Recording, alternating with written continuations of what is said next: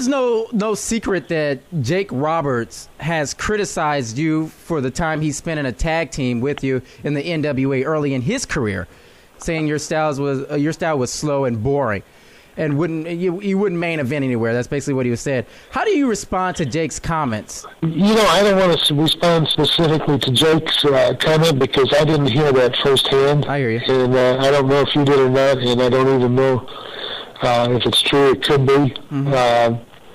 But I have a lot of respect for Jake Roberts' work as it was, especially during his time at WWE. I think there's a certain part of professional wrestling that is absolutely essential to drawing big money. Mm-hmm. And that's what it is all about. It's about what can you do for the company you're working for, or in my case, working for 30 different companies. What can you do for them? And the thing that a wrestler can do is attract wrestling fans to buy tickets and buy marketing products.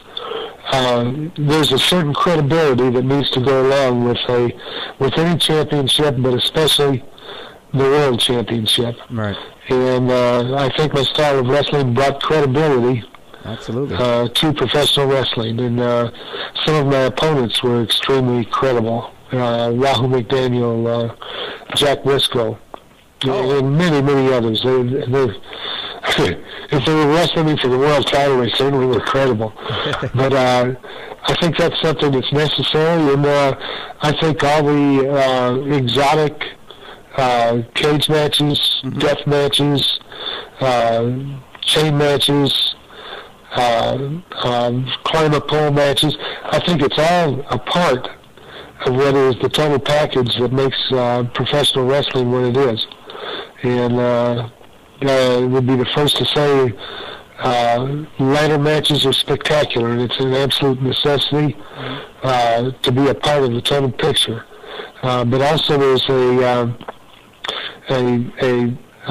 credibility has got to be surrounding any champion, and especially your world champions. And Triple H and Randy Orton are certainly credible people. Yeah, and I think Jack Briscoe and wrestlers of that type brought credibility to wrestling before. Jerry Briscoe, his brother. Both of those guys, highly acclaimed amateur wrestlers coming into professional wrestling. You're listening to Dory Funk Jr. right here on OWW Radio. Now, you mentioned Jack Briscoe. There was some controversy surrounding the way you lost the NWA World Championship.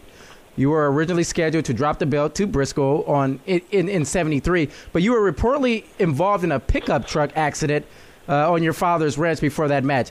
Now, you returned... I wasn't reportedly involved. I got pictures from the hospital. I spent the night in the hospital that night. Okay. And there's one of the wrestling magazines actually came up there and did a story and a feature on it. I've actually got photos of myself in the hospital on my website.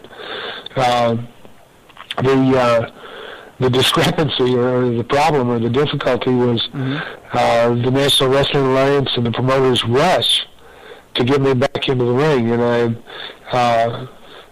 the pressure was huge that I should be back in the ring wrestling, because of the money that was drawn for the promoters who were selling the NWA World Championship. I was forced back in the ring early, didn't have the time to really prepare for it, and lost the NWA Championship to Harley Race. Right, and Harley Race is saying that your feuds with him are some of the best matches he's had in his career. You feel the same way about Harley? Thank you very much. I appreciate that. Well, everybody that I work with, I tried to have the very best match possible and try to give the best to the wrestling fans. Give them, if we can give them a little bit more than their money's worth, they'll come back again and again and bring their friends with them. And that's the way it works. And I think at WrestleMania, people are going to buy the pay-per-view. They're going to come live to see the show, and I really think when it's all over, they'll be able to say, hey, we got more than our money's worth. You're listening to Dory Funk Jr. right here on OWW Radio. He's soon to be inducted into the WWE Hall of Fame. Now, Dory, When did you get the call from Vince McMahon about coming to WWE in the mid-'80s? In the mid-'80s, Terry was wrestling at WWE, and I was, you're taxing my memory, but I believe it was George Scott that called me and asked me if I'd like to come up and tag with Terry. Now, did you feel? I think you'll find George Scott was the booker for Vince at that time. But did you feel that your style of wrestling would fit in with Vince's rock and wrestling style? I know that was kind of. I think it kind of gets back to what I said before. It takes a total package to present to the wrestling fans what they want, and to completely and totally entertain them. And I enjoyed working for WWE, and Terry and I were together, and it was a fabulous time in my career. I'm very proud of what I did up there. We were featured in WrestleMania 2 against Junkyard Dog and Tito Santana, and that was another big thrill of my career. Do you think Vince McMahon receives too much blame for killing the territory system? I don't think Vince McMahon killed the territories. Okay.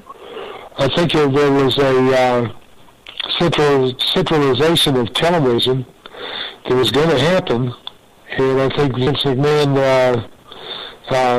was the opportunist and did everything he could to secure national television. The difference in the days before and in the days of the present are basically national television. And in the golden era of professional wrestling, I'd call it that, is just as well as I could old school. But there were wrestling was big on local television, and the wrestlers in each territory or area were the stars that the wrestling fans saw. With national television, it was destined to happen. Right. I don't think it was a weakness of the NWA promoters, and I don't think it was anything done wrong on the part of Vince McMahon. It was having the insight to see the future of the business, and it was going to become national television. It was going to become very centralized for whoever got the national television, and Vince went after it, and he had the confidence to take some chances.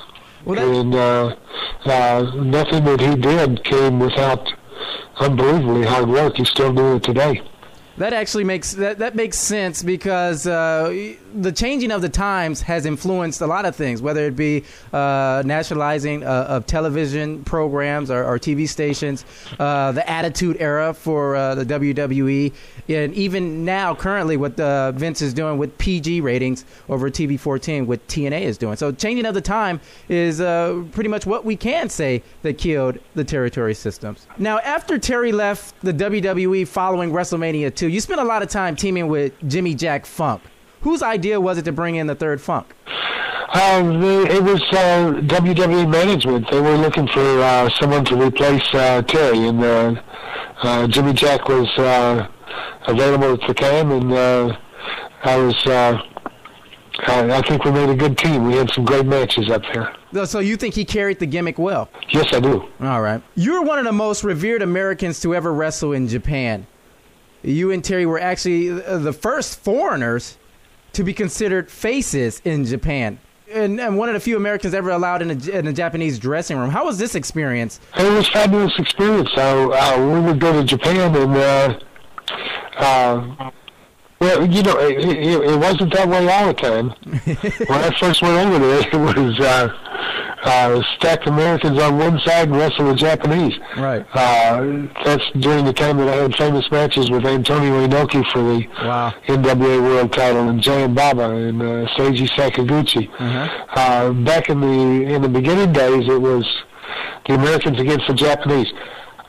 During my time in Japan, I tried my best to give the wrestling fans the most I could in a credible style of wrestling.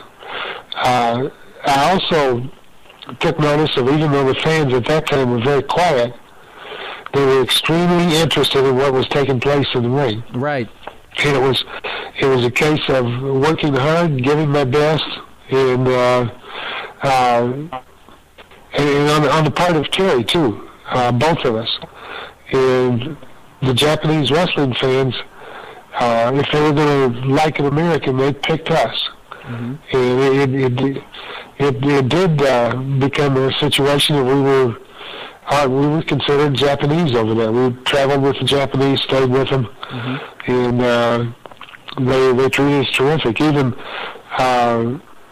many times in the later years, my wife Marty would go over with me to Japan, and we would ride the Japanese bus together, and stay in the Japanese hotels. It really gave us an opportunity to learn a little bit about the language, uh-huh. and learning their culture is absolutely necessary if